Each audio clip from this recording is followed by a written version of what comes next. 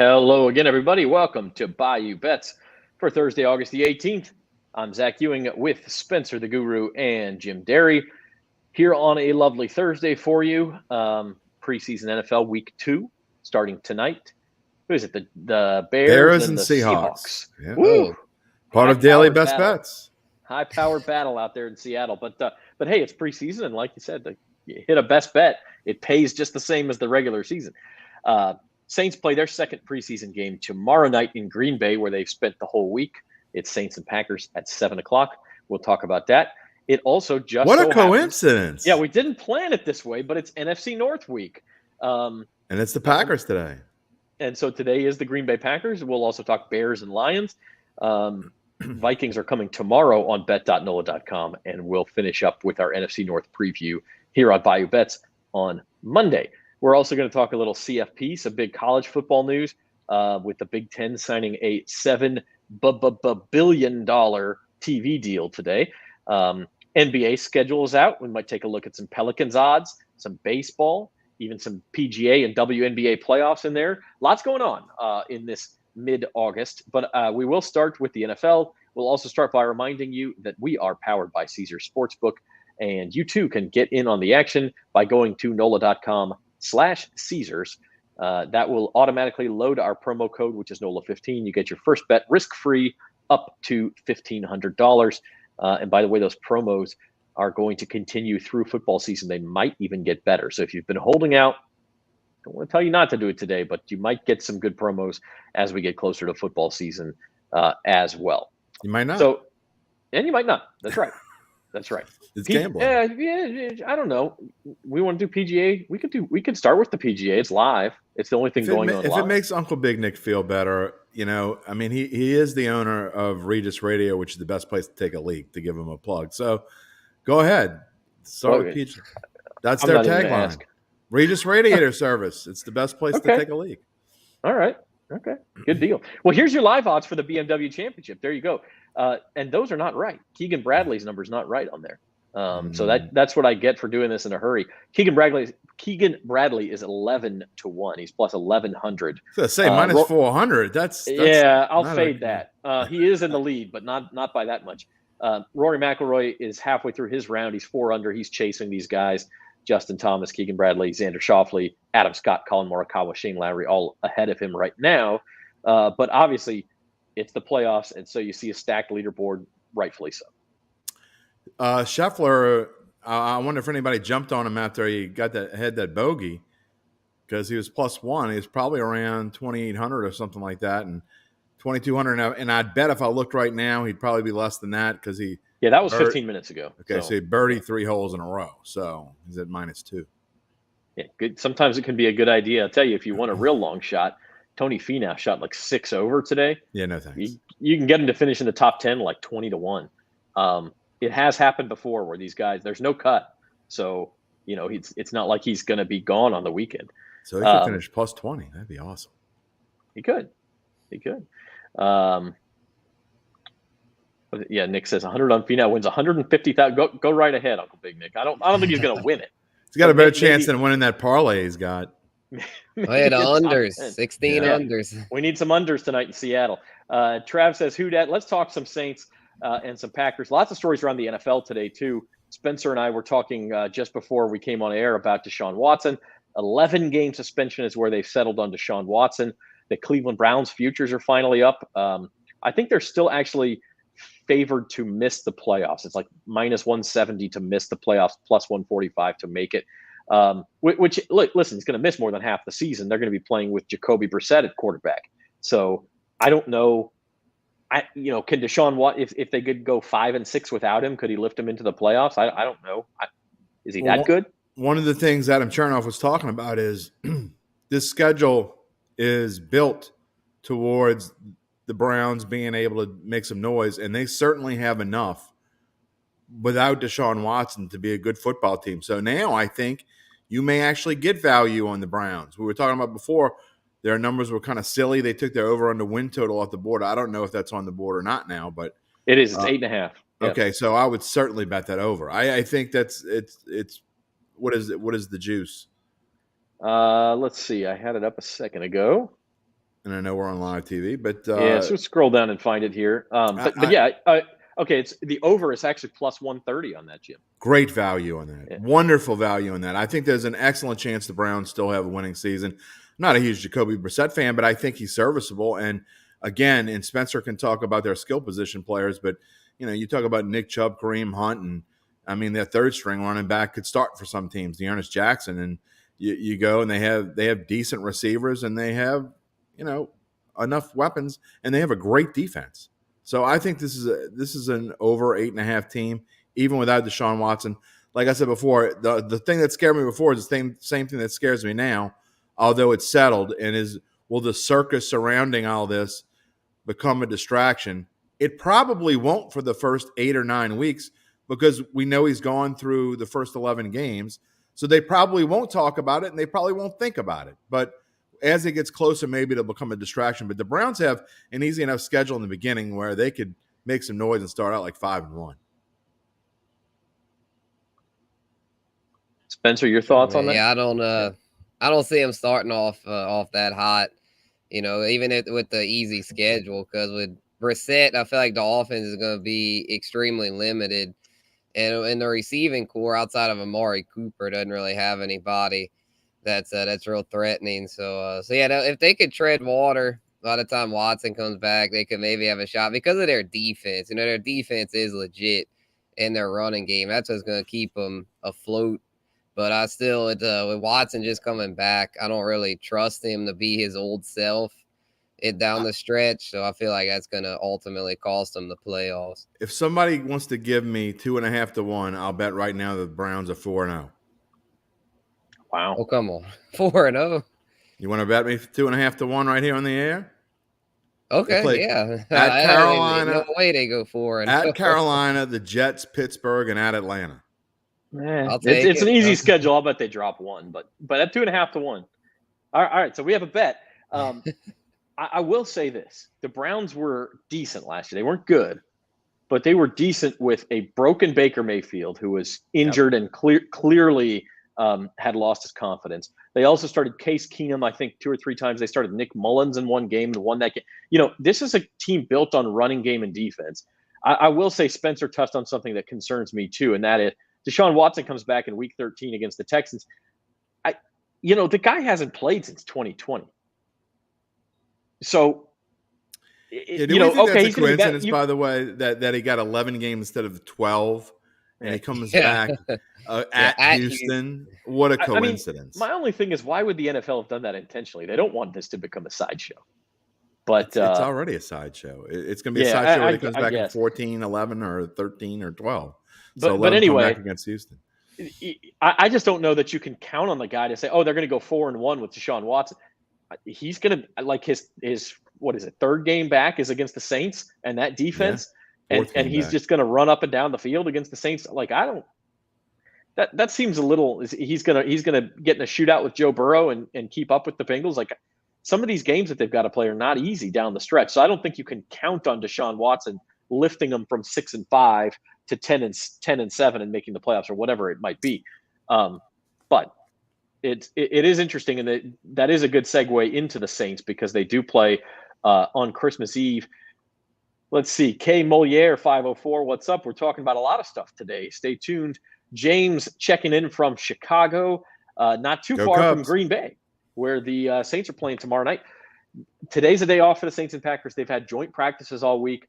Both teams talked about, hey, it was great to get out there against somebody else. There was a little skirmish. The Saints got out of the hot weather. I think it's been a beneficial week for these guys. Now we get to see them actually play sort of a game against each other. Yeah, I think that we'll see. Maybe tempers will flare. Who knows? Maybe we'll have a little skirmish on the left side of the Saints offensive line. Who knows? We talked about, I don't think it's going to be anything exciting. You're not going to see Jameis Winston play. You'll probably see Andy Dalton for 2, potentially 3 series. You're going to see a whole lot of Ian Book again, and you're going to see a little bit probably of KJ Costello. And as far as the Packers go, they're not going to run their ones out there very long. So there's nothing to be excited about here, although it will be interesting to see if that defense plays as well as it played last week, and if Andy Dalton can have 2 drives in a row like he had that first drive last week, it says a lot. Jordan Love, by the way, who's starting for the Packers, Aaron Rodgers' backup, he played 5 series last week. 2 ended in touchdowns, 3 ended in picks against the 49ers. So I don't know if he's going to get that much run, but that's almost a full half. A half's usually 6 or 7 possessions. So if he plays that much, that's maybe a pretty good indication why the Packers are favored in this one, because if he does play that much, he'll be playing against the Saints 3s and 4s by the end of the first half. Yeah, I'm thinking he could do pretty well there, because he flashed against the 49ers, him and Trey Lance kind of duking it out there like a shootout with them, and he ran a little bit too.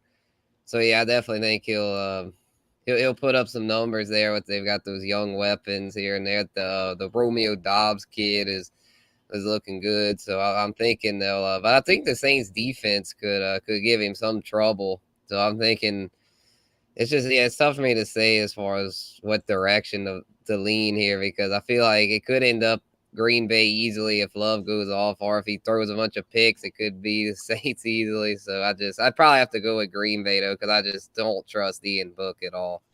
It just seems like they're willing to play guys a little more than the Saints are for a little bit longer. So that's why I would lean at Green Bay as well. Kay Moliere said, practice is more exciting. Yeah, these joint practices, I actually really like them. The reports you get from them, I feel like, are more valuable, Jim, than you get from your run-of-the-mill practice. Yeah, and I think in really 7 to 10 years from now, I think that there won't be a preseason. I think you'll have joint practices or a couple in glorified scrimmages with these teams. They may finish with a glorified scrimmage or something that the NFL Network will televise or something like that, and they'll have refs there doing them. But I think as far as preseason goes, I don't think this kind of preseason that we have now is going to be around much longer. Yeah, I mean, at some point, you're just not getting very much out of these games. No, I think you're getting a lot more out of these joint practices, like you talk about, and so I mean, and it's less fun for the bookmakers.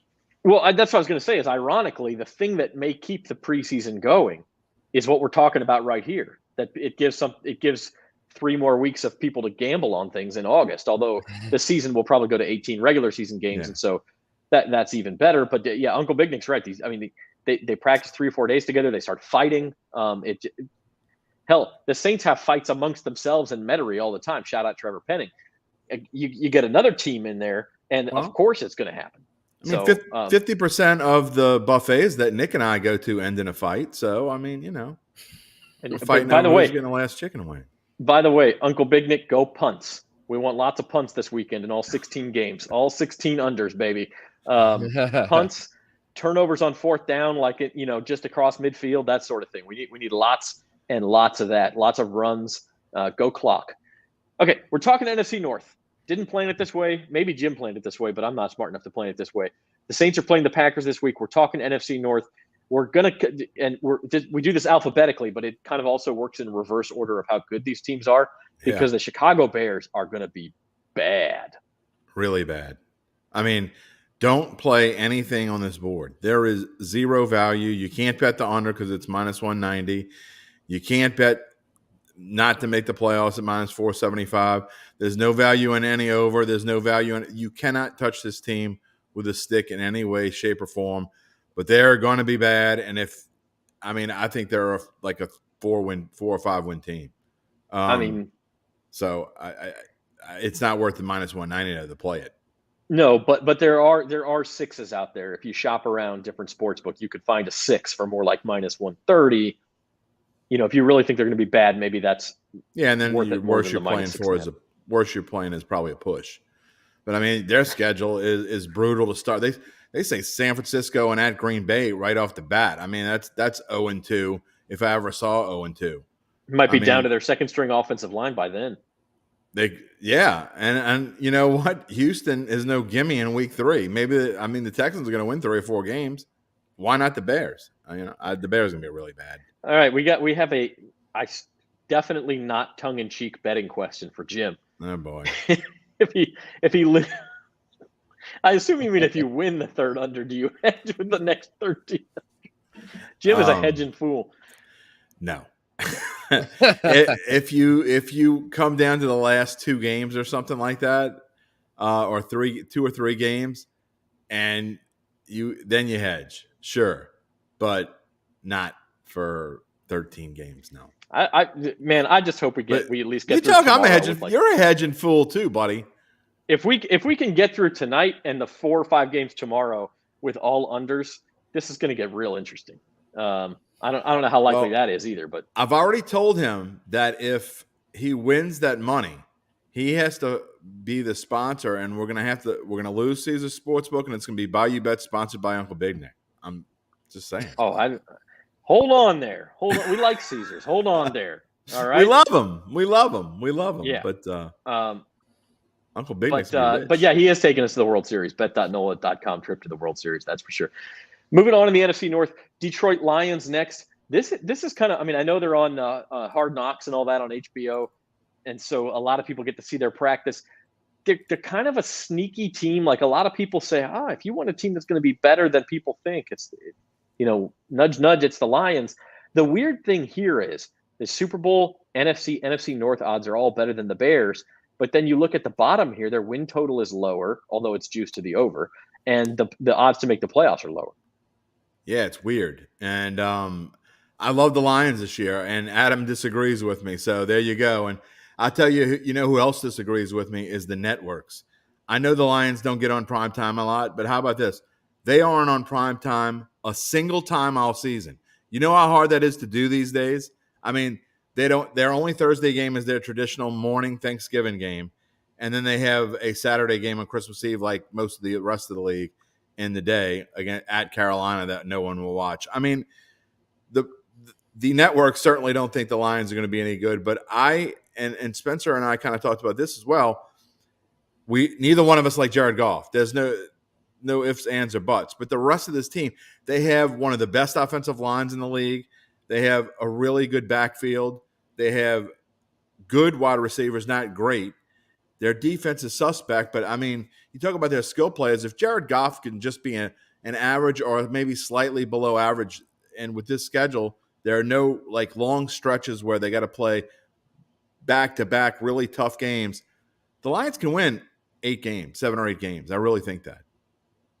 Yeah, I'm with you, Jim, because I feel like their defense will be better too with Aiden Hutchinson there.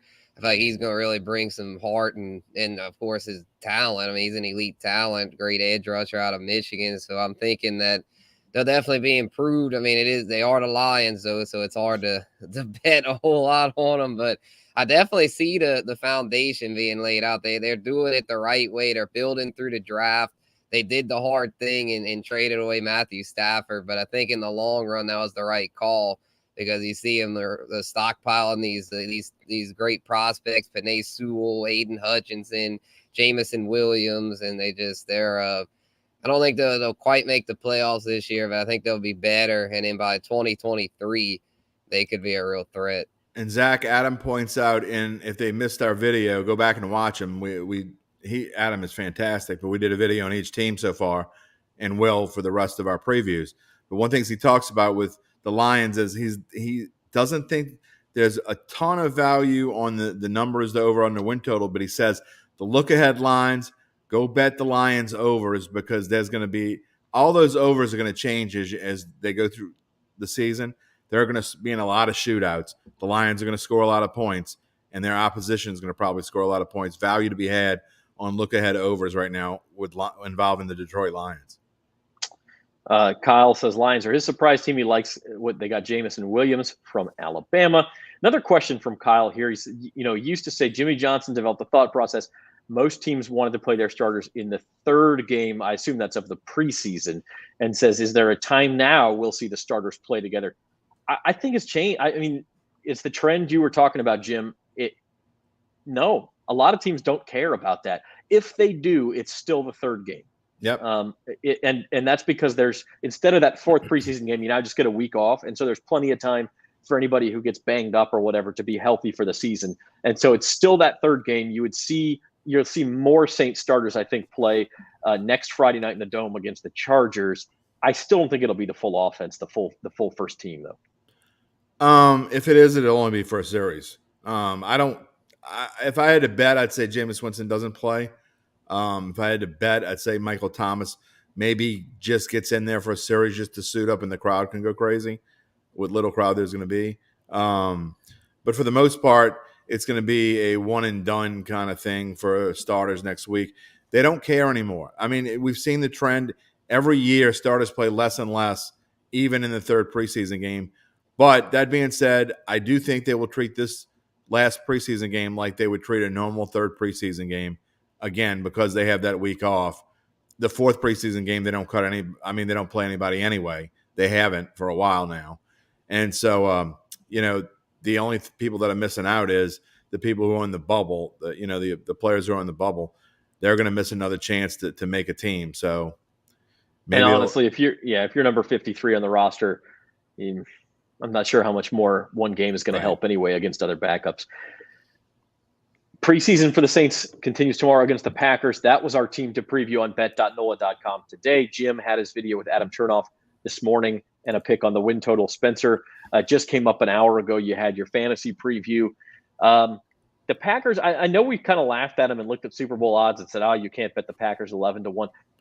They lost Davante Adams. This is still a very talented team. Yeah, I still like them because of their defenses. They've got a defense to go with there, which is they're still talented offense. I think they're going to be leaning more on the running game with Rodgers getting up in age. But I still think this is a team that's going to be very much in the thick of things in NFC North. But, with the Vikings, we'll talk about them later. But, with them, I feel like getting improved. I think that'll make Green Bay's road a little tougher. I don't think they're just going to have a cakewalk over the division like the past couple years. And I don't think Rodgers, I don't think his numbers will be like they were, now that Davante Adams is gone. But I still think this is a team that's a playoff team. I'm definitely not fading them like some are. Jim, your thoughts on the Packers? I don't like this team at all. I really don't. I think that, now I say that, take that with a grain of salt. I still think they'll win, 10 games or so. But it wouldn't surprise me if they won 9. I don't think it's not just Davante Adams. It's the fact that, they lose Valdez-Scantling too. Their number one receiver is Alan Lazard. And Aaron Jones disappears at times. I like A.J. Dillon. I think, he's going to be a great back. I think their defense is average or maybe slightly above average. The good thing for the Packers is they play in a division where you pretty much can count 4 wins against the Bears and Lions, right? And who knows? Maybe the Lions actually pull one off. They almost beat them last year. But some of the other games, they start off, to me, I think you're going to learn a lot about this team. I said this in the video today. At Minnesota, first week of the season, that is going to tell me a whole lot about this Green Bay Packers team, because I personally don't think they're the same caliber type team. Of course, they did win 13 games last year, so to go from 13 to 9 would be quite a drop. But the only thing to me that you can bet on this list is under, because minus 110 at 11. I really think their ceiling is 11. If you look at their schedule, and they got to play Buffalo, Tampa Bay, New England's good, Dallas, Tennessee, Philadelphia, Minnesota twice. I think their ceiling's 11. So I think there is value on their under. I'm not touching conference or Super Bowl, certainly not 11-1 and division odds at minus 170. That's insane. Yeah, I have a futures bet in on Minnesota, and I think I got it more like plus 300 earlier in the offseason. We'll talk about the Vikings on bet.nola.com tomorrow, and then on Bayou Bets on Monday afternoon to finish off the NFC North. Then we'll move on to the AFC South, and then all we have left is the NFC South.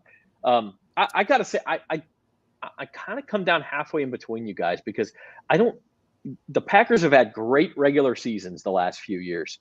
And I could see them dropping a few more games this year. The schedule's tougher. They're going to have to learn to live without Davante Adams, although Aaron Rodgers, quite frankly, has elevated his game when Davante Adams has not been there the last few years. Can he do that for a whole season? I don't know. But I think they may see better playoff success, simply because I think the Rams are going to have a hangover this year. I don't like the Bucs at all. In fact, we need to talk about that too, because Todd Bowles said again today, I don't know when Tom Brady's going to be back. I said it was going to be after the Tennessee game. That's this weekend. But everybody sort of assumed that meant he would be back like the Monday after the Tennessee game. Now it kind of sounds like maybe not for another week or so. And time-wise, it's not going to take Tom Brady more than 2 weeks to get ready for the season. But I question whether is he all in here? I mean, the guy retired, came back. I'm fading the Bucs, and so I think the Packers, this may be the year they actually break through and make a Super Bowl run, even if the regular season's not as good. That would be a shame if he didn't play, wouldn't it? Yeah, such a shame. Such a shame. Bring on Blaine Gabbert, baby. Yeah, no, about the Packers, if I'm remembering right, it's way back, over 10 years now since they won the Super Bowl, but weren't they a wild card team the year they won it? I believe so. Yeah, I think Dallas was the number 1 seed that year. Yeah, I think they were like a 6th seed, as a matter of fact. And so I could easily see something like that happen where they don't have as good of a regular season. It takes them some time. Maybe they swing a trade for a wide receiver in the middle of the season, and then they get going. And the NFC, quite frankly, I don't like the Bucs. I'm not huge on the Rams. I think it could be wide open for you. Can you put that comment back up on the screen? That last one? Sure. Uncle Big Nick talking about Rodgers already complaining. That is going to be an issue because he's a little pouty baby. He crawls into his shell. I mean, we've seen it before. If they start dropping balls and things aren't going his way, we saw him with the last year with McCarthy. He was done. He wanted to write himself off. He wanted to write the ticket out of there. And, and it took Matt LaFleur a little while for him and Matt LaFleur to gel a little bit. And if this receiving core doesn't perform up to par, and he's got his number 2 guy is a rookie, and can't you just see drops happening and, a couple fumbles from Aaron Jones, and he starts getting ticked off, and they go into a little skid. Yeah. The only thing I'll say is that throughout all of that, they've always won. He says stuff to the press, but I mean, they won 13 games last year and lost in their first playoff game. Trav says he thinks Brady might not come back. I think he'll come back. I just question whether his heart's in it anymore. Why would you say you're coming back and then don't? That would be my question. I mean, I think he'll come back and play. But I just, I'm not sure. He's 45 years old. He's going to have his moments for sure. But it just doesn't feel like, it doesn't feel like Tom Brady to me. I wouldn't touch the Bucs with a stick. Maybe Gronk retiring really hurt his feelings, and he's like, I'm just going to go hang. Yeah, he really thought Gronk would come back. You're watching Bayou Bets on bet.nola.com. Thursday, August the 18th. Zach, Spencer, and Jim here with you. A few other things to talk about in the second half of our show today. College football season, guys, starts next week. We got. I was looking at this last night in our newsletter, and by the way, if you're not signed up for our Bayou Bets newsletter, make sure you do that. Go to bet.nola.com, sign up for the newsletter in your inbox 6 days a week. Lets you know everything that we're thinking, the key lines for the week, links to our stories, our coverage, our picks, things like that, and a good place to catch up on this show in case you miss it. So bet.nola.com for that. But I was thinking like next Saturday, August the 27th, it's week 0, as they say in college football. There's not a lot of teams playing, but you have games starting at, I think, 11 o'clock Central. They play in Dublin, Ireland, Northwestern and Nebraska, all the way until 10 o'clock at night. They start Vandy and Hawaii out in Honolulu. Literally across the globe, a day full of college football. My wife's going to be thrilled. I mean, mine won't be, but that's okay. That's okay. I'm completely joking. The other news in college football today, as I mentioned at the top, the Big Ten, a $7 billion TV deal over 6 years. They've passed the SEC, at least for the time being. SEC will probably pass them back the next time they sign a TV deal. But it got me thinking, in college football's problem right now, if you want to call it a problem, is just a complete lack of parity.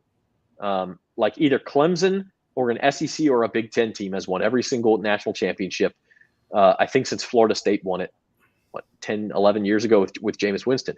And so Caesars has these odds up, and this says it all, guys. Like, okay, you can take Alabama against the field, and the field is a favorite there. But if you throw Georgia in with Alabama, all of a sudden the field is now a dog just 2 teams. And if you throw Ohio State in with Alabama and Georgia, it's very lopsided to the top 3. Yeah, that's pretty wild how the field's just like basically getting no credit. But I mean, that's the reality. It's one of those deals to where I wouldn't bet the field. I mean, as much as I want to, it'd be like, come on, like trying to pull for the underdogs, but it's just, it'd be one of those things. I mean, you'd be betting with your heart. I mean, my head tells me, no, the field ain't doing it, man. It's just the deck's just too stacked in those top teams' favor. I always say take the field with a bet like this. You say you want one team in the preseason, and you're giving me the field. I 98% of the time take the field, but in the grand scheme of things, if you think about it through, what are the chances that Alabama doesn't make the playoff? I mean, let's get real. It's probably 3-1 against. And if they don't, Georgia almost definitely is. For sure. So I mean, do you want to lay 220 to win $100 and have to root against Alabama all year? That's not worth it. I wouldn't touch any of these things. I don't think. The bottom one is actually, I'd say the middle one at -105 is somewhat intriguing to me, simply because you do get Ohio State and Clemson and anybody else who, and so you're going to have at least two teams in the playoff. One of them could be Ohio State. It's obviously Alabama and Georgia both made the playoff last year, but it's somewhat unlikely that the SEC gets two in any given year, and so chances are you actually have three teams in the playoff, right, and you got a -105. So. But the problem is that they don't play each other during the regular season, right? So, I mean, the only chance – so if they both go undefeated, they play in the SEC championship game and one team wins in overtime or by a field goal or something, then they probably both get in. But yeah, there's a path, sure. There's a path, but I don't know that it's likely. Yeah, they're not going to want it to happen. You got at least two, maybe three teams in the playoff if you take the field in that middle bet there at -105. And one of those teams very well could be Ohio State, which is not going to be a huge underdog against either of those teams. And so I think you have a fighting chance in that one. So college football starts next week. We'll talk more LSU as we go too. We're just a couple weeks away from LSU, Florida State in the Dome on September 4th. And of course, we will be live with a couple of special editions of Bayou Bets Saturday, September 3rd from the Caesars Sportsbook at Harrah's, New Orleans. And then on Sunday from Champion Square outside the Dome at 4 o'clock. Just before kickoff for LSU and Florida State. And then fast forward another month, and we talk Pelicans again. It's NBA time. The schedule came out yesterday. The Pelicans open on October the 19th in Brooklyn.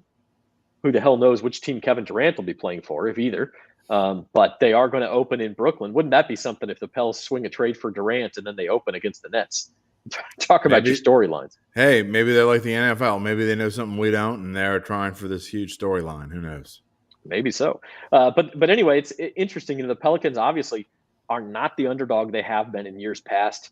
Only 35-1 to win an NBA title. That number's not high enough for me to bet it, but it does make you think if there's something juiced into this, Spencer, that there is a chance that Durant is coming to New Orleans. Oh man, Durant coming to New Orleans, man. I don't like the sound of that. I feel like I want to just see how the young team gels with Zion in there. I feel like if you bring Durant in, that's just going to throw the chemistry off. I know KD's one of the greatest ever to do it, but are you crazy?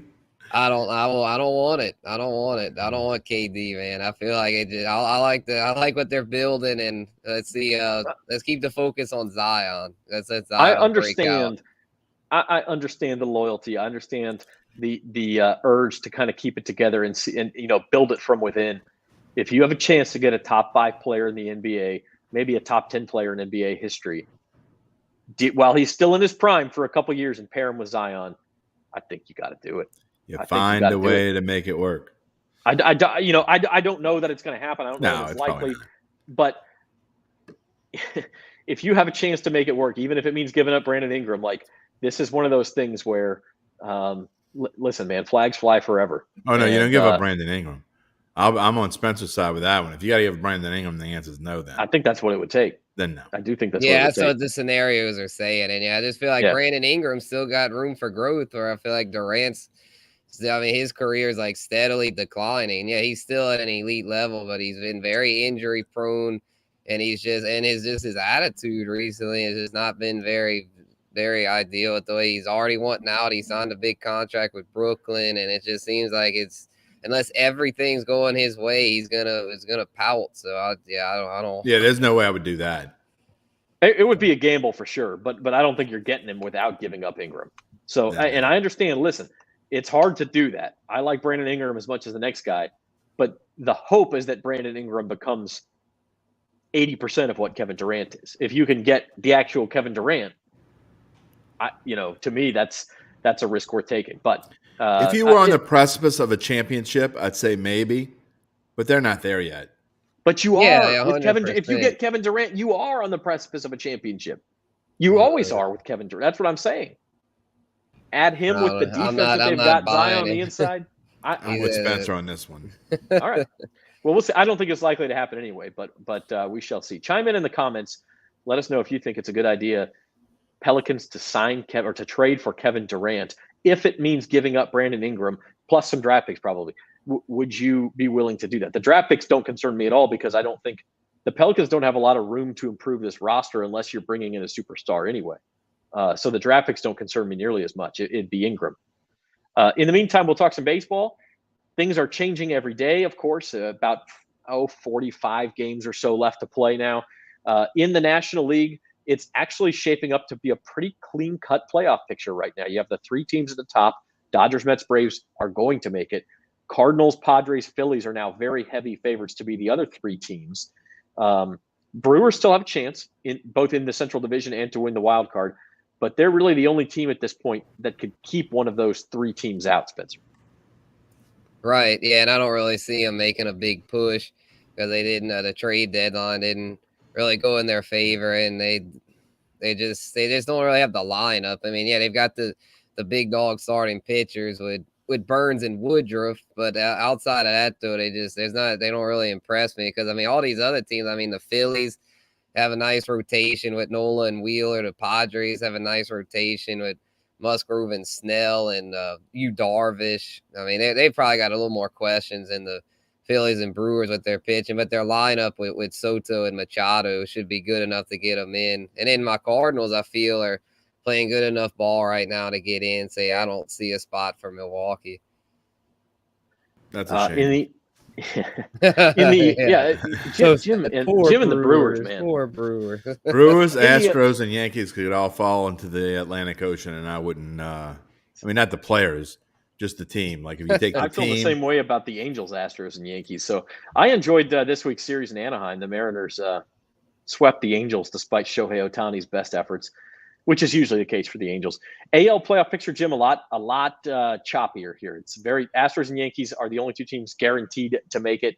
You feel pretty good about the Mariners and Blue Jays, but two more spots. One will be the Central Division champ, one the third wild card team, and it's going to be a real dogfight.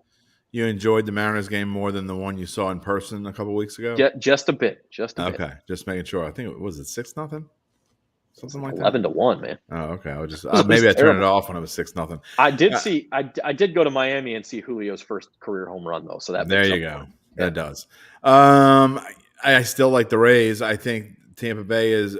They don't give up the bomb to Donaldson last night in the 10th, and they sweep the Yankees. So I mean, I think the Rays. We talked about it before. I still think the Rays are going to be the team that's going to come along towards the end. Obviously, you have one more after that.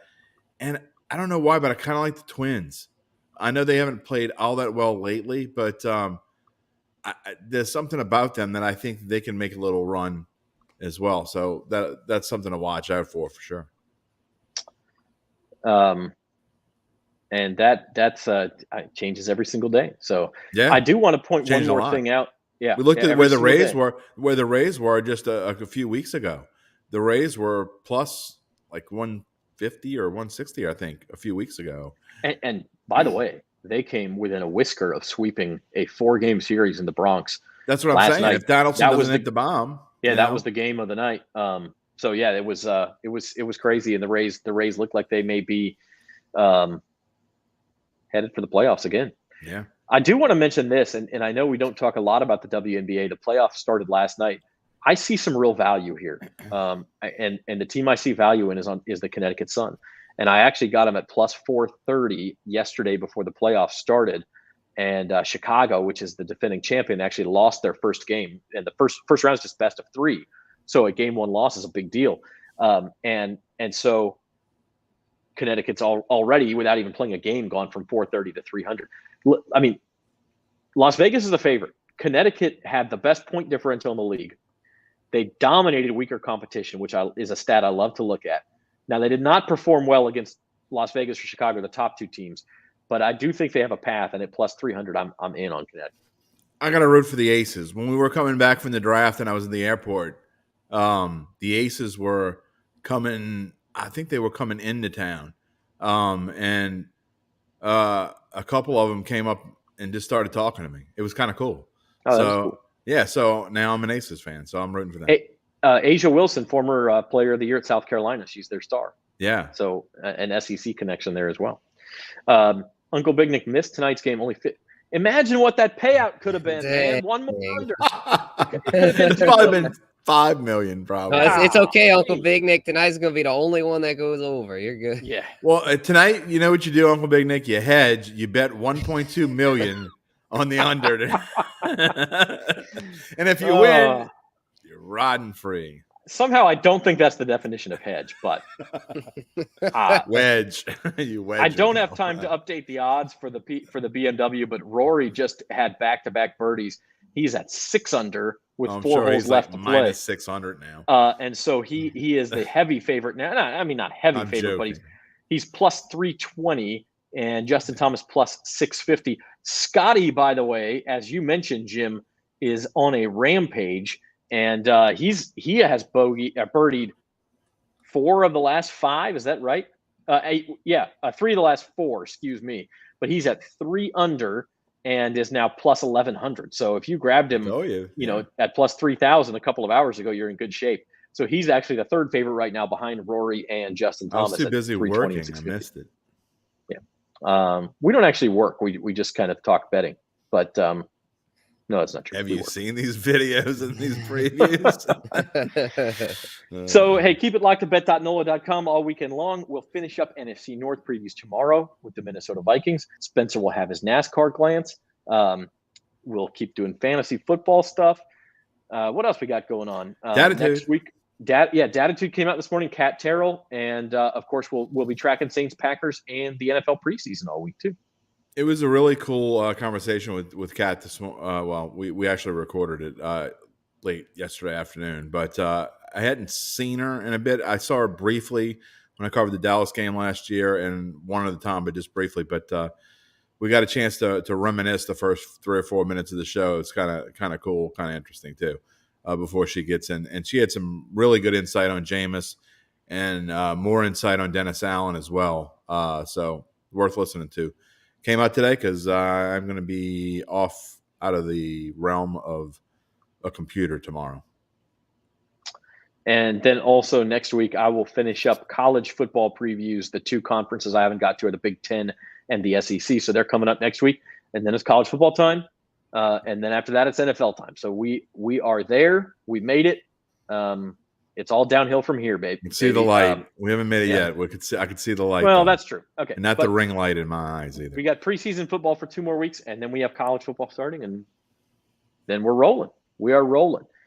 So final thoughts, guys. Spencer, final thoughts on this Thursday.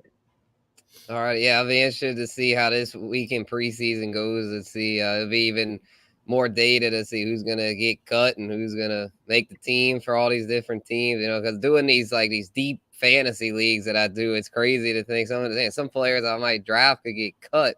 So it's just, trying to monitor all the different news and what's going on. It changes almost every day. For example, the Patriots with one day it's like, Pierre Strong, the James White role now that James retired. Now, he's looking like a ghost in camp. Now Ty Montgomery's looking like the James White role. And it's just crazy. And Belichick. Yeah, exactly. Yeah, so it's just teams like that are really frustrating, but it's just be just interesting to see how these preseason games end up, and I might have to get down a little bit, try to see which I might pick 3 or 4 unders. I'm not gonna go wild like Uncle Big Nick, but I'm gonna try to find a few unders I like. Go big or go home, baby. That's right. The other thing I wanted to mention too, Jim, before we get to you, I had a UFC 278 preview for the odds also up on bet.nola.com. So if you are into UFC, that's something we've added to our plate as well. And we've got a guy who's pretty sharp in picking those things. And so he has his latest up this morning on bet.NOLA.com. Yeah, worth taking a look for sure. And he obviously knows what he's talking about. So worth taking a look. My note is I had a sad note at the end of Monday's Bayou Bets. I have a happy note today. The reason why I'm out of pocket tomorrow, I am traveling to Florida. It is my dad's 80th birthday. So another guy named Jim Derry is going to be 80 years old. He's actually be 80 on Monday, but they're having a party for him Friday night. How is he your dad if he's only like 6 years older than you? Oh, that's an Uncle Big Nick line. Did you get that from him? No, but I'm pandering for sure. Anyway, happy birthday, Jim Derry Sr., and looking forward to seeing you tomorrow night. You know what's funny is my dad turns 80 next year, so that's wow. Yeah. See, Nick went even further. Yeah, so there he goes. Jim Derry turns 80 on Saturday. Everybody. I might put that in the headline for this show recap in the paper tomorrow. All right. We will see you all Monday, 4:00 on these same social media channels for the next edition of Bayou Bets. Until then, check out Datitude. If you've got a 9-hour drive ahead of you, maybe a podcast is in line. You can listen to it like 9 times. That's right. And we've also got the Fantasy Roundup coming up at 2:00 on Tuesday. So until then, be safe, have fun, enjoy Saints and Packers, everybody, and we will be with you next week.